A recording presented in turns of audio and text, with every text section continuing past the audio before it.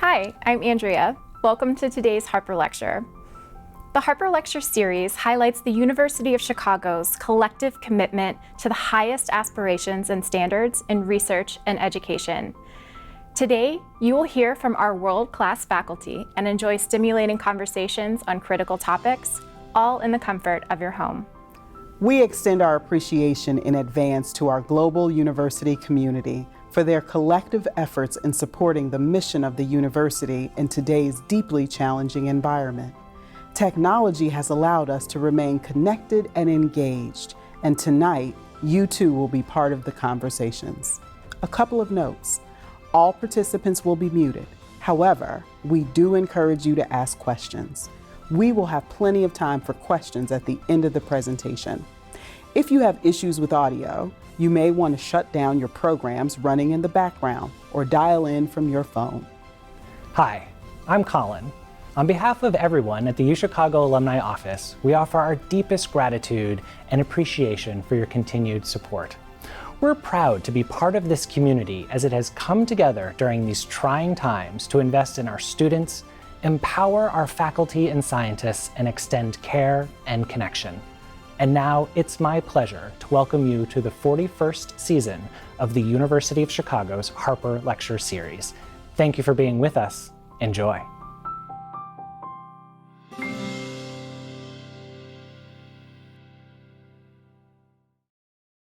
Hi, everyone. Welcome to today's Harper Lecture, Closing the Gap, Reducing Youth Health Disparities with Dr. Melissa Gilliam.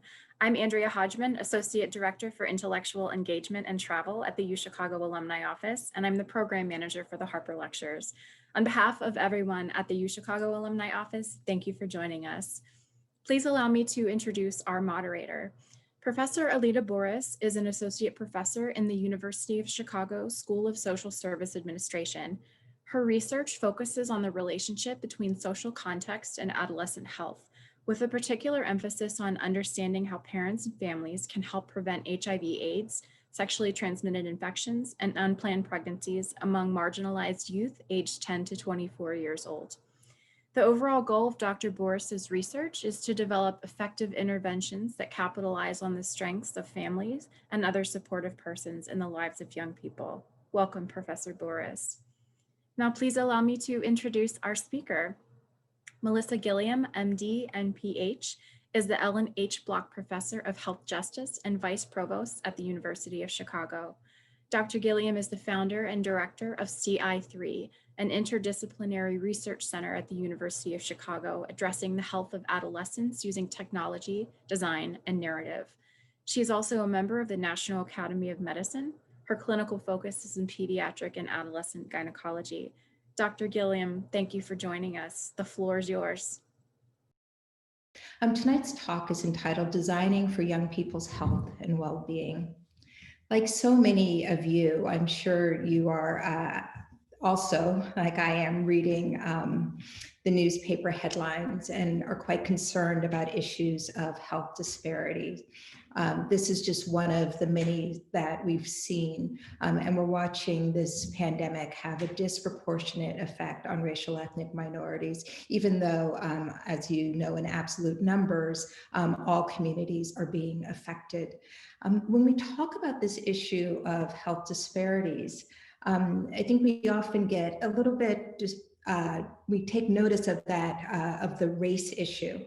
And I think one of the most important things to understand when we talk about health disparities is that race is not biologic, right? It is not a genetic factor that causes you to have worse health.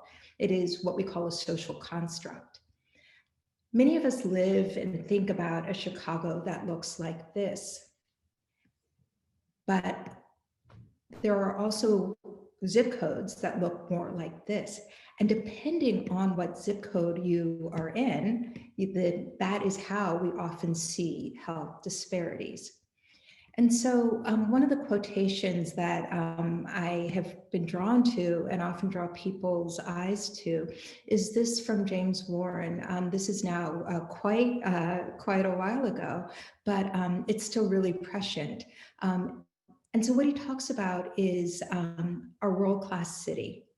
and that we actually have separate and unequal factors that are everywhere. Commuting times, pensions, asthma, cancer, teenage pregnancy, drug arrest, incarceration. But you also see things like this: access to caregivers, uh, the opportunity to go to a bank. And so when we talk about health disparities, we're talking about health, but what you see is health is part of many, many factors that are associated with inequalities. So there are a number of ways to start to think about it and why, what is happening and what's happening when we see pandemics such as COVID. And I think the term syndemics is quite helpful here. And the idea is that they're not just single epidemics, but these are epidemics that happen in concert, and they have interlocking effects on one another. And that's that synergism, but with increased poor health.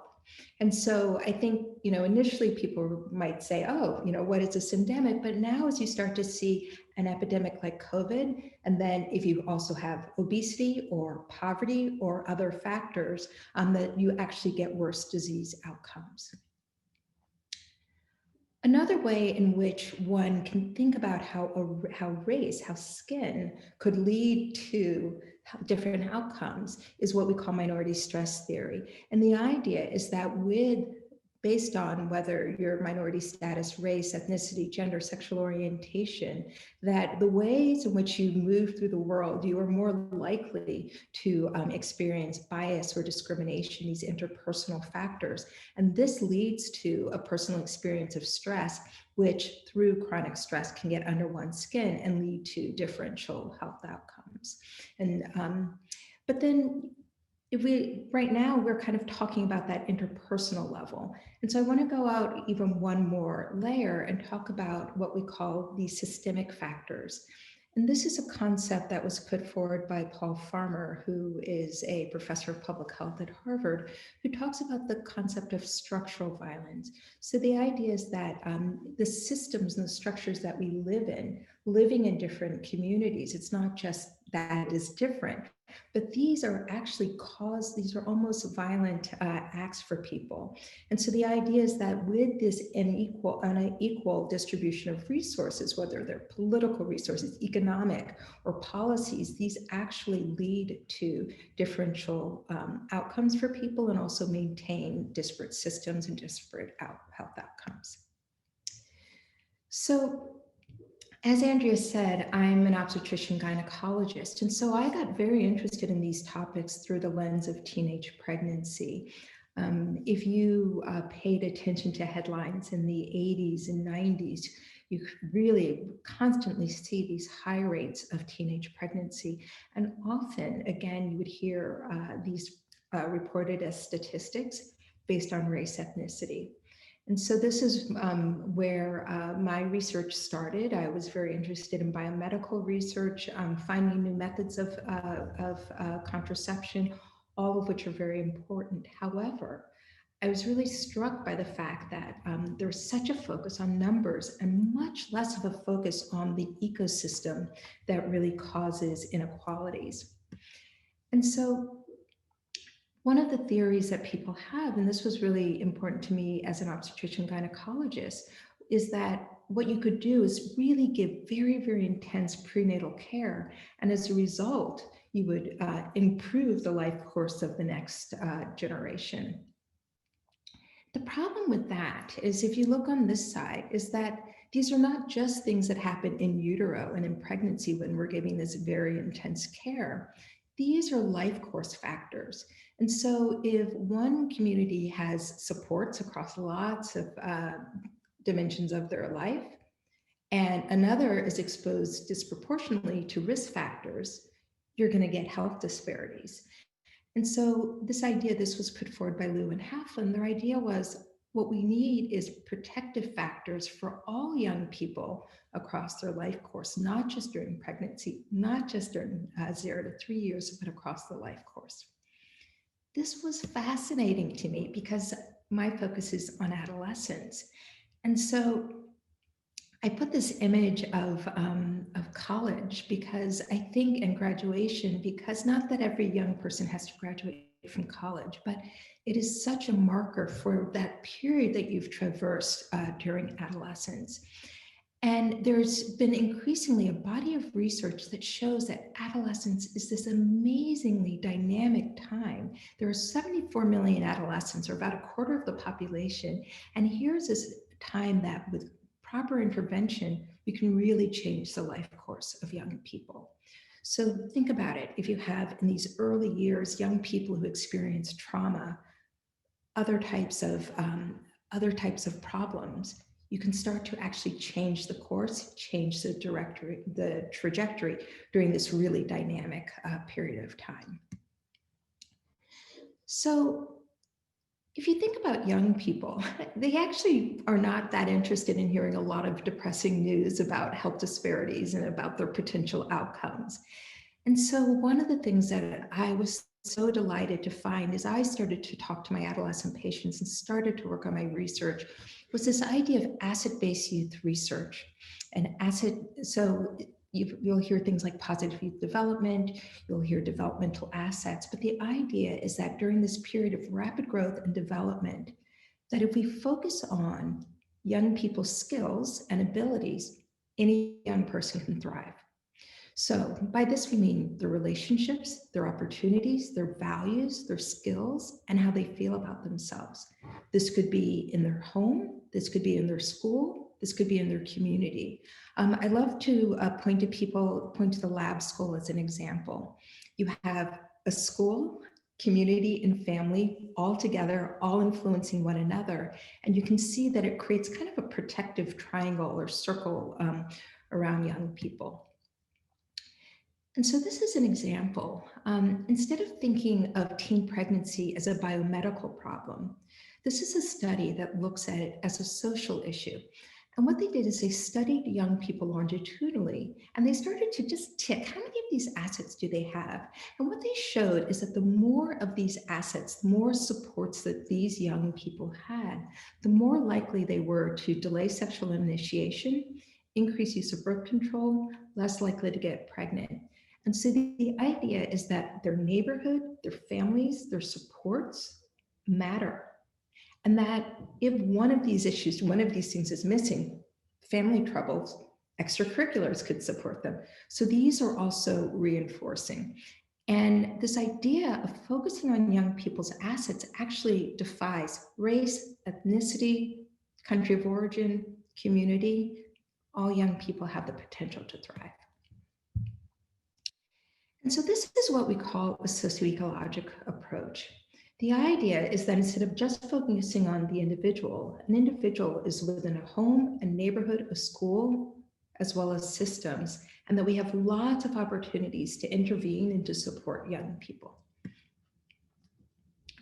So thinking about this, I kind of looked up in about 2010 and found out, realized I was having all of these ideas and I didn't necessarily have an infrastructure to support the way that I was thinking. And I was a little bit outside of my field. My colleagues were thinking in one way and I was thinking in another. And what was I going to do?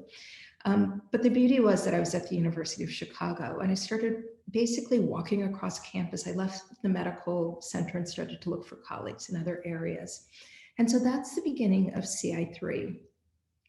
CI3 is now 8 years old. And the way that we think about it is we envision a world in which all youth emerge into adulthood with agency over their bodies and their future.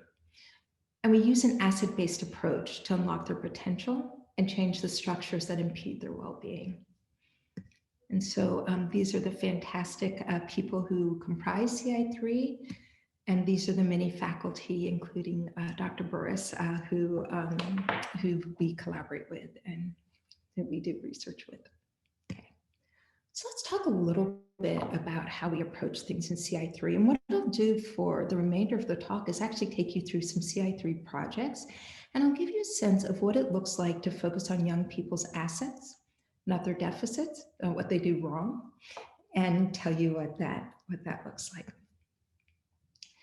So one of the most important things that we're doing in CI3 is that we're bridging fields. We're creating an ecosystem, often between health and education, school and clinics. Young people are not in clinical settings, they're in school settings.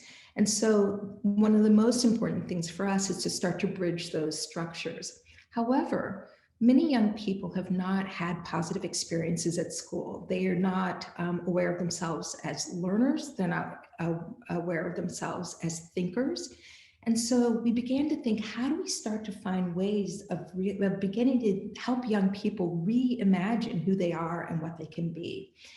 And so I'll draw your eyes to this idea of critical making. This is put forward by Mark Ratto, a Canadian professor, who basically said, we have to start to think about how we're going to bridge the physical world as well as the conceptual world. Think about it kind of technology and humanities. How are we going to start to help young people think critically and people think more critically? And so this idea of making hands-on, creating different types of literacies, different ways of connecting that help young people gain critical consciousness. And so I'll take you through this a bit more, but I want to at least give you a sense of some of the theoretical framing for our work. So one of the ways in which we work is something called series games. And series games are games, except they're games that are trying to move forward a health behavior, a serious topic, help people interrogate the world. One of my main collaborators for this is Dr. Patrick Jagoda in the Department of English and Cinema and Media Studies. So I'll show you what this work looks like. This is a project that we started called Hexicago Health Academy. It's funded by the National Institutes of Health. And the idea is to start to think about having young people imagine themselves in the future, and starting to imagine and build and scaffold their way towards careers. We're particularly interested in STEM careers because of the gender imbalance and the racial imbalance in STEM careers, health professions, but you'll see that we have a very humanistic approach to our work because my collaborators are also in the humanities. And so there are lots of ways for young people to latch on to these projects. One of the most important things is that we have them design games, but on a college campus. And so what happens is these are young people as high school students who are starting to see themselves on college campuses. They're interacting with college students, and they're suddenly imagining different types of futures for themselves. So Hexicago initially was developed as a summer program.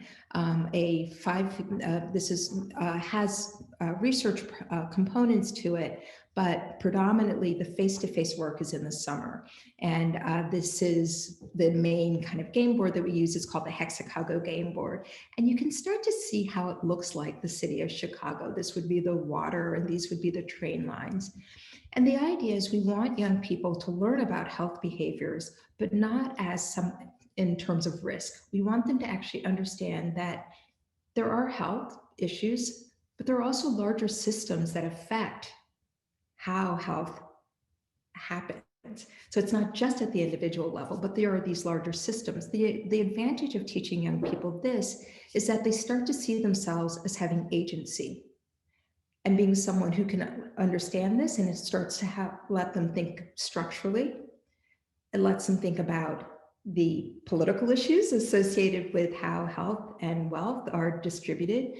So lots and lots of different ways that they can think and design and begin to think about different health problems. But for many of these young people, it's the first time they started to understand that not everything is their fault, that there are larger ecologies. So this is what it looks like. We start to help them understand what it is to be a game designer, to prototype. They're working with undergraduate students, with graduate students, with faculty members, but they're experts. We talk about them as being experts in their own experiences, and games become a very easily accessible medium for them to work through. And we ask them to prototype and design and take on different research tasks related to various problems that they'd like to design games around. And so they're interacting with faculty, they're asking them questions, they're at the library doing research. So lots and lots of ways in which games can activate different types of literacy and learning. And this is an example of a game that they designed. And so while they're getting extensive amounts of health information, It's because they're trying to teach it to another friend. It's because they are trying to design the best game possible, but at the same time they're learning. So then what we do is we take the game and we start to iterate on it. And so a game that might have looked like this initially, by the time we've worked on it with our game design team, it becomes a really beautiful and playable game. The one on the left is the one I'm going to take you into a tiny bit more. Smokestacks is actually a game that we designed. And this is a game that is more of what we would call a hypothesis-driven game, meaning that we actually are thinking ahead of time about the behavior that we're trying to change. And in this case, what we did was we started to look at the issue of cigarette smoking. What we know is that there was a campaign called the Truth Campaign. And this was funded by the money from the tobacco settlements. And it was one of the most effective methods for reducing cigarette smoking. And they used this process called denormalization, which was to actually show that tobacco companies were trying to fool you, right? They were trying to make you think that cigarette smoking was cool, and actually it had a disproportionate effect, was actually not cool at all, that people actually had health problems. And that was the truth. And it actually accounted for quite a decline in cigarette smoking among young people. And so we designed a game that would actually reflect the learnings from the truth. And in this game, you actually play as a tobacco company. And the idea, and I'll kind of take you back to it. So you play as a tobacco company, and you want to get as many people to use your product as possible. But with time, the more people who start to use your product, you have to roll the death die, and more people succumb to your tobacco product. And so in the study, what we want to see is, does that change young people's intention to smoke? And do they have negative attitudes towards a tobacco company? So it gives you a sense that we can take games, and they're actually really fun to play, and actually start to change health behaviors. Here's another example. So I've showed the first one I showed you was an analog game. And this is what we call a digital game. And this is a game called Bystander. We made this with young people in the south side of Chicago, as well as from surrounding communities, as well as students from the lab school. And so you can see we chose a graphic style that actually included images of young people. But this is addressing the issue of sexual harassment. We heard a lot about sexual harassment on college campuses, but we also have an obligation to start to train and teach young people in high school, but very little curriculum to do it. And so in this game, we always want to put young people in a positive space. So it is what we call a pro-social approach, where it is not focusing on the victim or the perpetrator, but the community around it. And so this is, how can young people themselves be part of the process of changing social norms? So here's an example. And we do a lot of focus groups, so we can hear from young people about the context and the situation, so it actually speaks to them and their lives. And in this one, you're playing as a friend, listening to another friend who has experienced an episode of assault. And then we created this interactive experience where it actually shows you the behaviors that you would go through to get help for this person. And this is being studied, this was studied, we've collected the data in Chicago public schools. In this, you're acting as a person who is listening to a person who has experienced a sexual assault. And one of the things, for example, young people said is, we don't always know what to do, so we need a keep listening option, but we also want to be able to make mistakes so we can learn the right thing. And so games also do this other thing. They allow you to have safe failure. This time when young people feel like they must be so perfect, this creates a context where you can fail, you can make mistakes, and you can get up again, which is actually an incredibly important developmental milestone. The next thing I wanted to talk to you about is the work that we do in something called the Design Thinking Lab. And this is work around really helping young people act as designers. Again, we're really thinking about this intersection between school and health. This is the Comer Mobile Health Unit and also the Norwegian Hospital Caravan. The idea with the mobile health units is that if young people can have healthcare come to their schools, then they miss less school. they have their asthma treated, if they have other issues treated, they miss less school.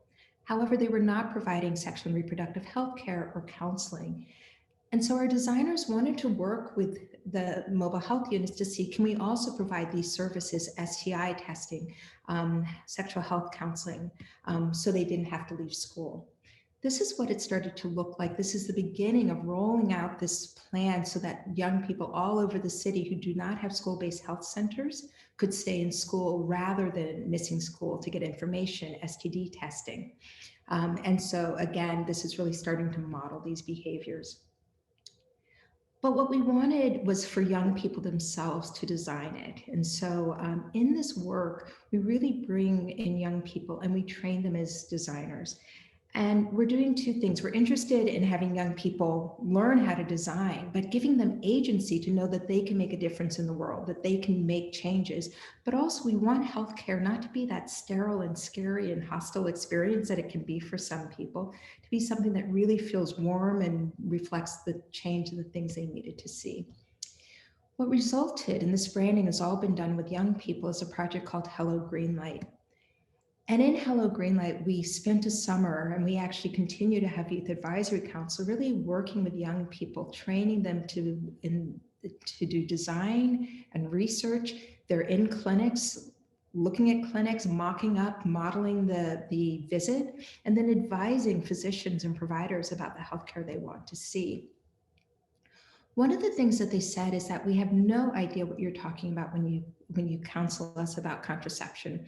In our classes, we don't know what you're talking about. What we'd like to see is something that looks like this, something that's actually a model that I can start to see what you're talking about.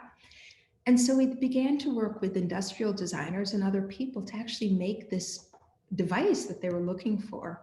And this is what it looks like. We have done cast molding, 3D printing, and the final product, it doesn't look like this. They didn't like they said the white was too sterile looking. They said it looked like too formal.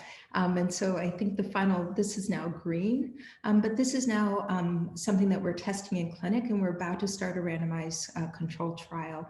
But again, young people designed it. We're making our first batch to ship to a hospital in Ohio for their counseling. But again, it's young people designing and being able to inform the way healthcare is provided. The last example I'll show you is our work around storytelling. This project is a project that is happening in India. It's on hold right now due to the pandemic, but I want to give you a sense of how all of this work, storytelling, games, design, come together to develop interventions. Again, with a real interest in young people themselves designing, because we know when they're surrounded in these positive communities, they benefit from it, but also thinking about the final intervention is something to benefit young people. So this project is called Kisaka Honey, sharing stories, building skills. Loosely in Hindi, Kisaka Honey is about narrative and storytelling. And the problem that we were asked to address, this is funded by the Bill and Melinda Gates Foundation, is the fact that so many young people get married and never complete school. We are working in one of the poorest states and also the most populous states. And so the question was, how can we start to teach young people about alternatives and in their lives? And so one of the things that we wanted to do again was connect reproductive health, education, girls' education among some of the most marginalized young people, particularly young people living in urban slums. So you can see in this drawing this idea of combining making as a way of starting to learn about young people. We had a house in India. We spent about 2 years learning, building relationships, learning about young people, training storytellers and other people in India to do the work. And I think one of the easiest ways is to actually just show you a video of what this work looked like.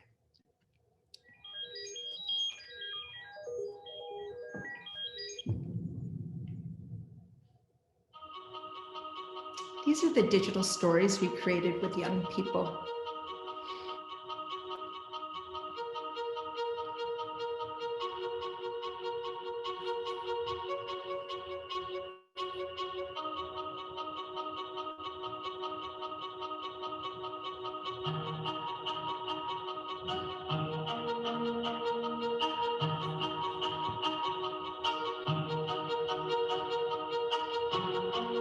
This is our team starting to arrive in India.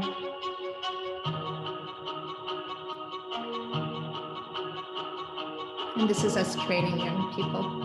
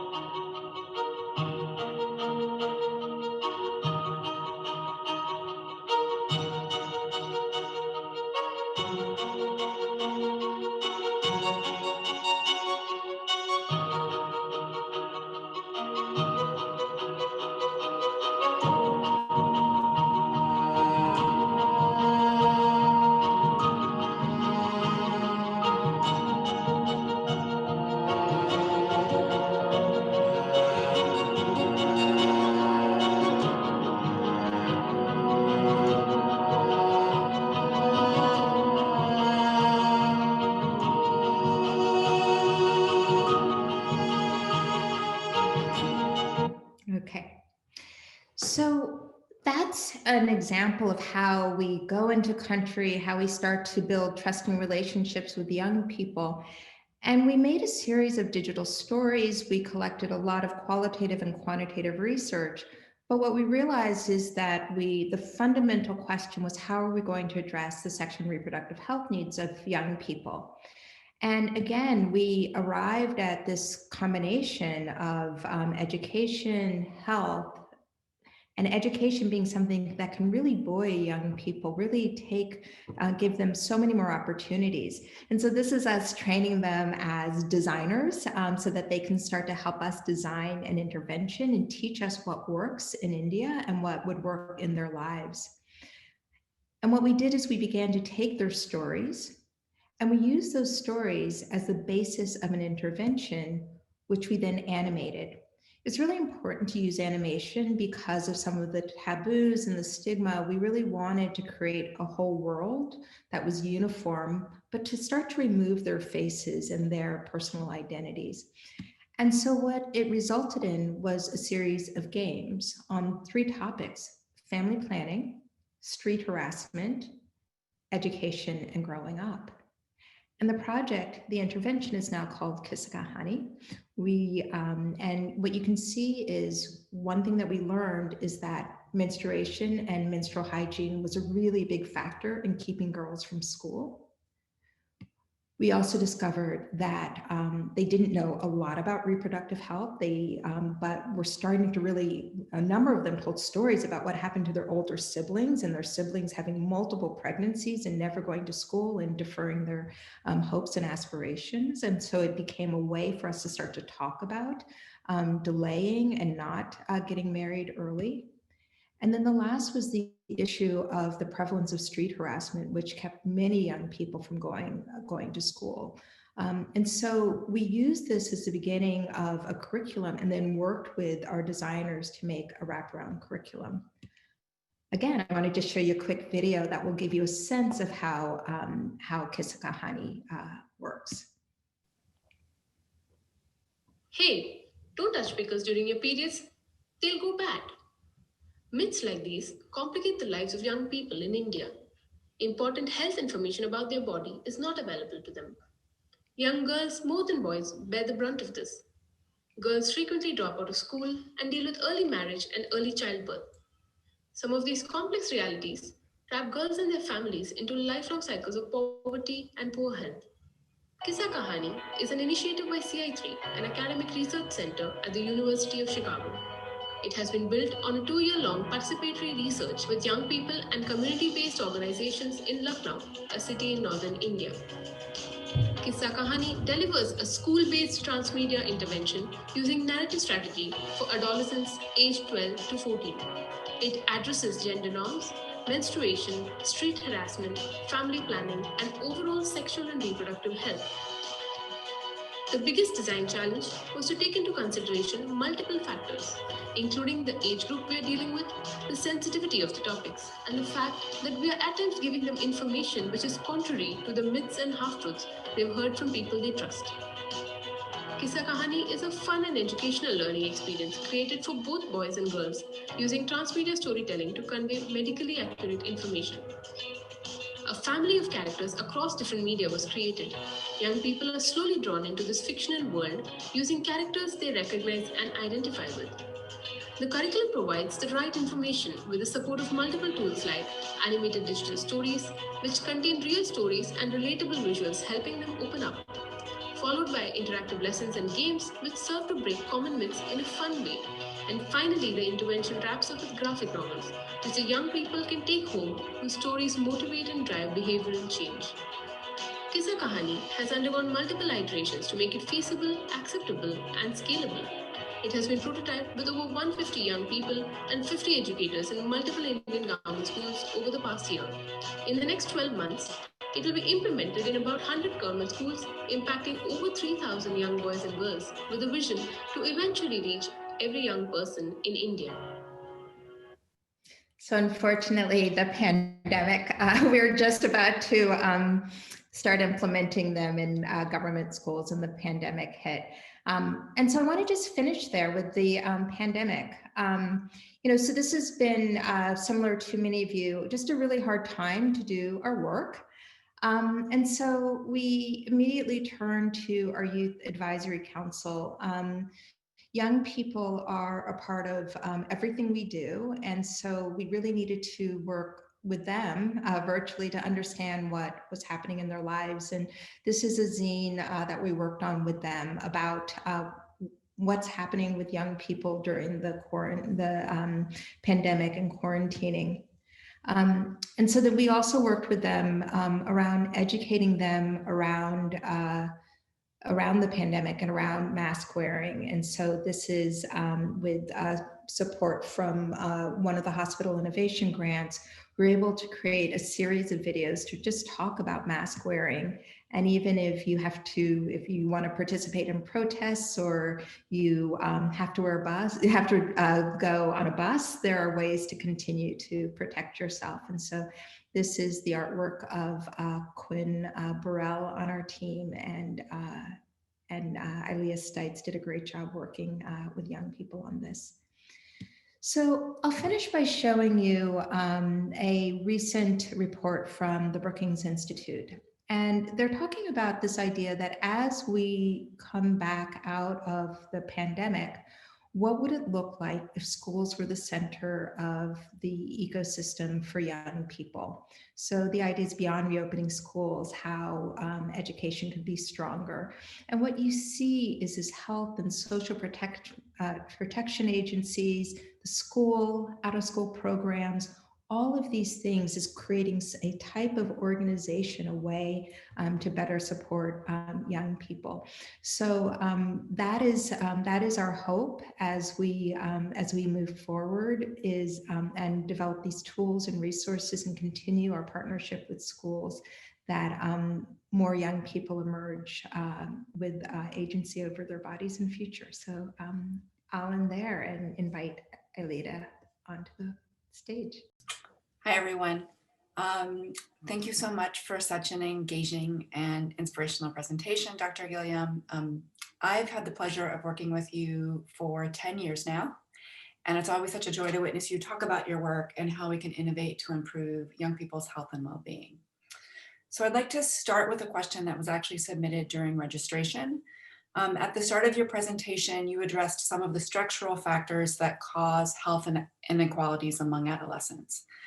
And this attendee was similarly concerned about these same factors and mentioned things like the scarcity of affordable housing, poverty, racism, transphobia, and others.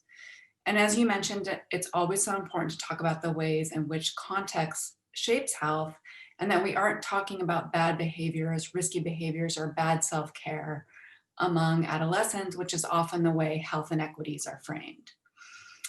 As you talked about your work, I'm wondering what strategies or lessons you have learned from your creative work with adolescents that might transfer to making structural changes here in Chicago, especially as we emerge from the COVID-19 pandemic. Yeah, thank you. And thank you to whomever asked that question. I think there's a tendency to feel quite overwhelmed when we think about the social problems that are affecting young people. And I hope that you walk away with the optimism that I feel about young people and I feel about all young people.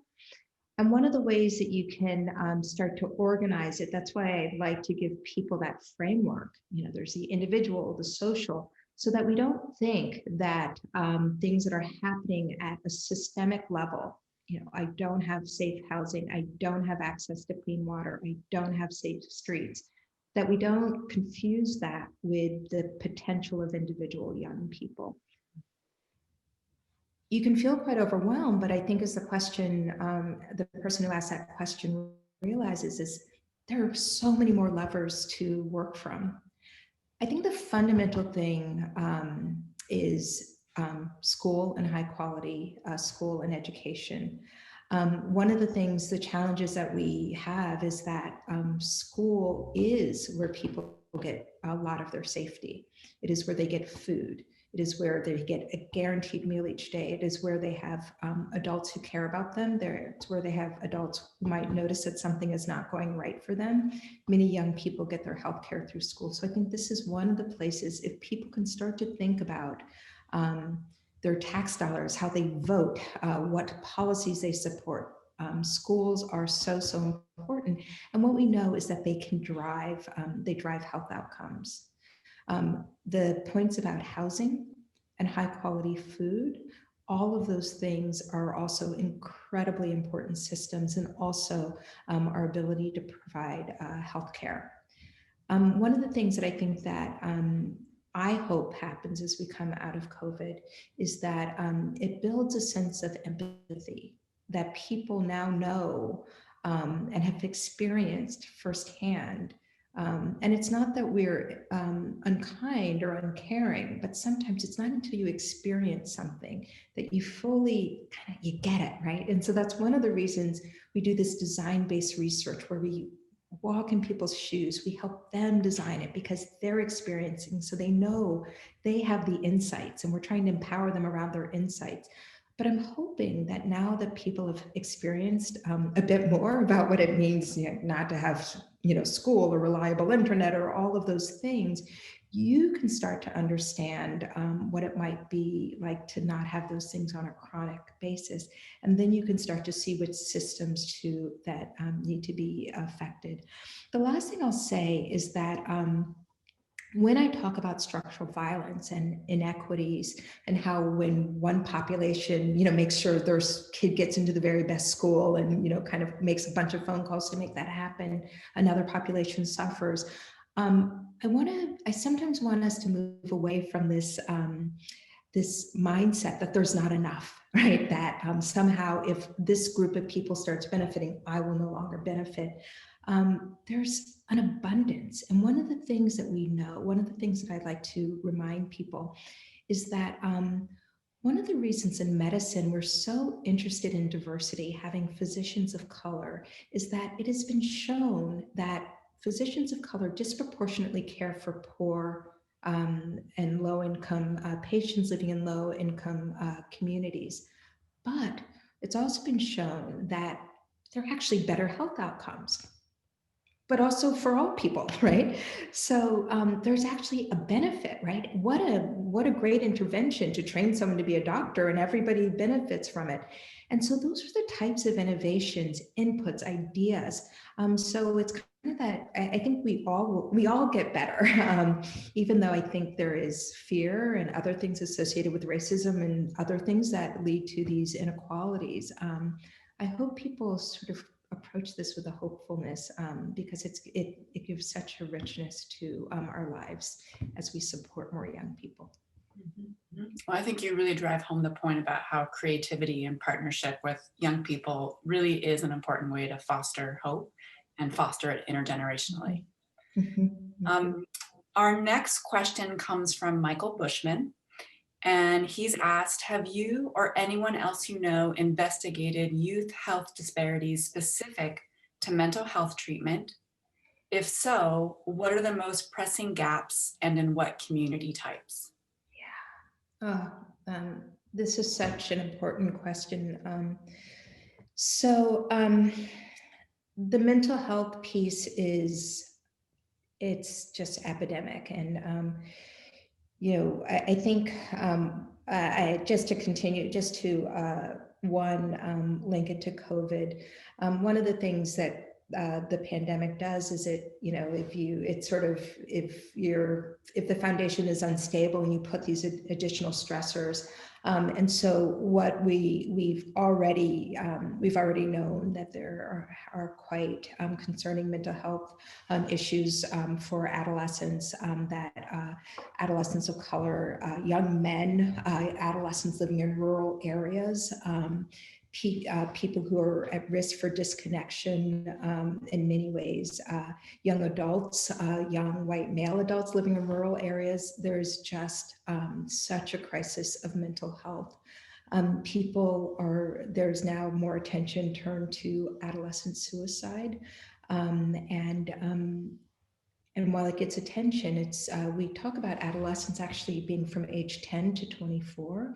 And so we're even seeing suicides in those very young ages. So this is a tremendous issue. So there are a couple of areas that I see hope. One is that many, many more people are understanding the importance of mental health. Many more people are understanding the importance of what we call trauma-informed and working in trauma-informed ways.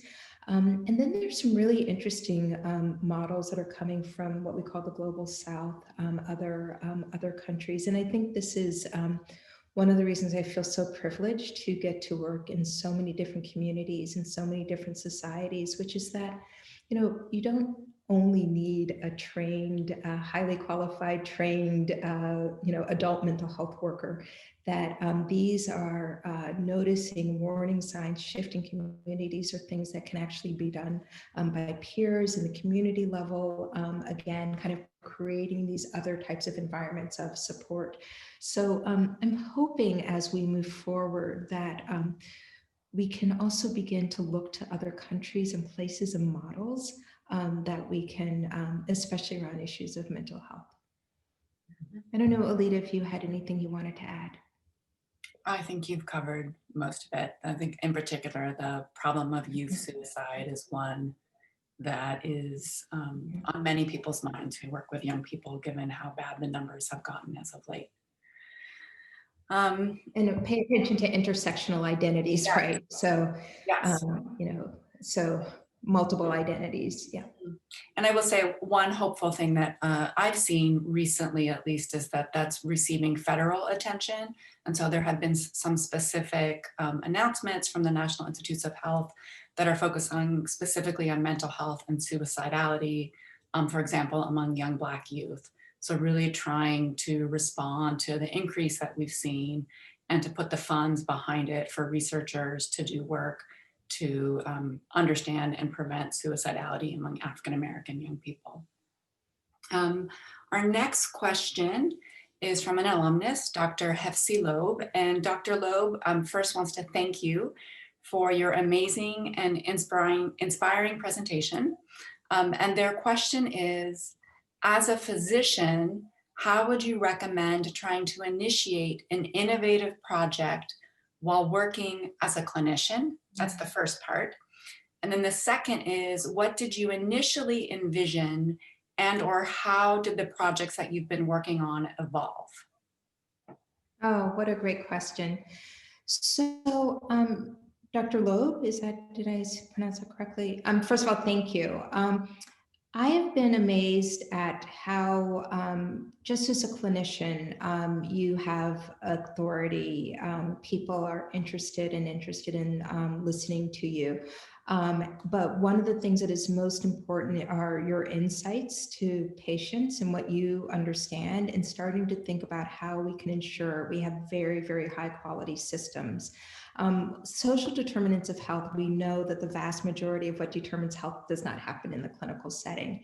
Yet, we also know that in the clinical setting, so many people, so many young people have negative experiences that they don't want to go into the clinic again. And so what we can do to change that moment, that interaction, and also change the systems of healthcare, and to think about healthcare as going beyond the clinic. Do they have transportation? Are they making multiple visits? And beginning to share those insights with your colleagues. The reason I tell you that example is that's exactly how I got started. I was going to these meetings and I was hearing one thing like, you know, they need more pills or they need more this. And I would talk to the young people and I would talk to their parents and they were saying, we want to go to school. We worry about education. We don't want that in our arm. Why are we getting contraception before we've even been sexually active? Why is everybody, you know, accusing us of being about to get pregnant? So I just started listening to them.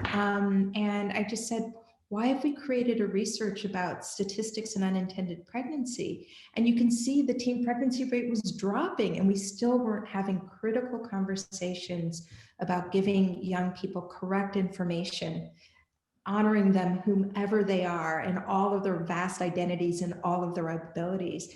And so I remember being in clinic and a young person said, I don't want to be a statistic. I was like, why should you have to feel that way? So that's where it came from. And I started to think, is there another way to do research with young people that is not shame and blame? And I didn't want to be shamed as a teenager, and none of my patients did either. So that was the original insight after all of my years of biomedical training. So, can you say more about how your work has evolved over time? Yeah, so I started off by doing a lot of qualitative research, and I really thought a lot about just learning different ways of listening to young people. And I became very aware of the fact that, you know, if you're a physician and a researcher and at, you know, a university, you have to realize you're not really having honest conversations with young people. So I realized that this idea of mediated conversations, I come from an arts background. My family is artists. And so I thought, well, you know, this is also natural to me. And so I started talking to people all over campus and met Patrick Jagoda, who at the time was a postdoc. And we started to say, well, how could we use technology and design as interventions with young people? So we just held a workshop, and our first workshop, it was something I could never have gotten from all the tools and techniques I had been trained to do. We just watched young people communicate and share their ideas and challenge us and speak back to us and give us information and ideas we never imagined. And so that was the beginning of us learning to let young people design, give them the tools to tell stories, to take photographs, to do technology, to code, to draw, to collaborate, and then and then help them design the interventions. To the point where, Alita, you probably remember this, we ran a summer camp for 150 students for 5 weeks, running all over campus, learning about health, but also learning about art and STEM and math. And but that's how we got started. Wonderful. I think we have time for one more question, which is going to be from Dr. Fiona Diaz-Miranda, who says they met you at UChicago a few years ago. They work in comprehensive sexuality education in India. Oh, yes. Hi, it's nice to, I know exactly who you are. It's nice to hear from you. They said it's great to see your work in India, and that they noticed that it's occurring in one of the most conservative states that they in India find challenging because of the culture and conditioning of adults. So their question for you is, have you also worked with all of the stakeholders that are connected to youth so that everyone is pulling in the same direction, thus making behavioral change more effective? Yeah, that's exactly right. I mean, it's why we're in year 4 and just getting to the intervention, because it took so much work to bring all the stakeholders, the schools, the parents. We did, just one example. After we created our digital stories, we then showed those in the community to really hear from parents and talk to parents and physicians and policymakers. We even created a series of small grants so we could even understand what was possible. Let the NGOs and in collaboration with young people show us what type of intervention we should even be trying. So yes, it's very careful work, trying not to hit up against a major social taboo, and having young people tell us how to talk to them about these issues. Yeah, cross-cultural work is really, really difficult. And we've been just so fortunate, so blessed to be able to use art and creativity to build bridges. I actually think we have, let me see. There's one more question that just came in. Okay. So this is from Martha, I believe it's Teka, and I apologize if I'm pronouncing your name incorrectly. So a question they have is there an opportunity to invest in the re-education of clinicians and healthcare workers today to provide that empathetic, holistic type of care that providers of color have been shown to better provide? And if so, on what scale? And has your research at all bridged this concept to the insights you've gleaned from young people over the course of your career? Yeah, so thank you so much. So one of the reasons that we decided to design products that could actually be manufacturing, I think I'm like learning how to manufacture a tool, but it's because we wanted to redesign and actually, so not re-educate it, but design ways so that providers could create these conversations. So one project that I didn't tell you, it's part of Hello Greenlight, is something called Let's Chat. Right now, it's a deck of cards on the table where young people get to pull the cards that are the questions they'd like to ask, and then they can ask the provider the types of things that they want to know about. It allows them to address things like, I'm homeless, or I'm in an abusive situation, or what's that? Anything. And these are based on a lot of formative research with young people hearing the questions that they would love to be able to ask in these settings, but never can. We've had to learn a lot about how they want to be addressed regarding gender and what words they want to use and what language, and hearing from young people so that we could basically scaffold that relationship. That's the purpose of Hello Greenlight, and it's scalable and disseminating. We just submitted 2 grants to NIH, or just got 2 scores from NIH to start to scale these to other settings. So is it what I meant to be doing? I guess so, right? I think what we want to do is not just have ideas in the college campus or in a paper. We really want to start to move these ideas and these experiences into the world. So thank you for letting me tell you that.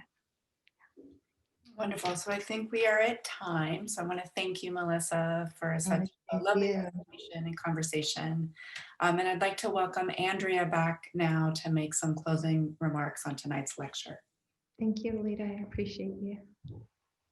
Thank you both so much. Thank you, Dr. Gilliam, for sharing your knowledge and insights with us. That was it's amazing work and really inspiring. So thank you for sharing. And thank you, Professor Boris, for being here to moderate and for adding to the conversation. And thank all of you for attending the Harper Lecture today. This is the last of our Fall Harper Lecture series, so be on the lookout for our announcement for the winter and spring virtual series. We have some more amazing speakers lined up and we can't wait to share them with you. Until then, thank you for your continued support of the Harper Lectures, and I hope you have a wonderful holiday season, and we'll see you in 2021. Thank you.